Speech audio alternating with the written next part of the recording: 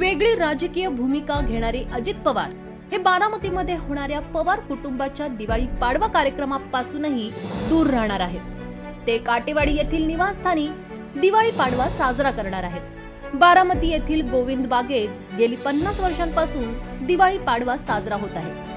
अजित पवार यांनी वेगळी राजकीय भूमिका घेतल्यानंतर यंदाच्या पाडव्याकडे सर्वांच्या नजरा खिळल्या आहेत। पण अजित पवार गोविंद बागेत होणाऱ्या पाडव्याला येणार नाहीत। अजित पवार यांनी आज बारामतीमध्ये याबाबत संकेत दिलेत।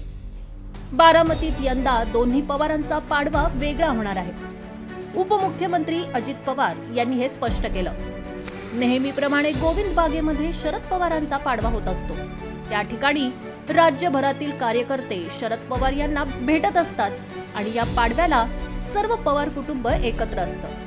यंदा मात्र अजित पवार आपला पाडवा स्वतंत्र करणार आहेत। अजित पवार आपला पाडवा बारामती तालुक्यातील काटेवाडी येथील निवासस्थानी साजरा करणार आहेत। त्या ठिकाणी ते राज्यभरातील कार्यकर्त्यांना भेटणार आहेत। स्वतः अजित पवारांनी या संदर्भातील माहिती दिली।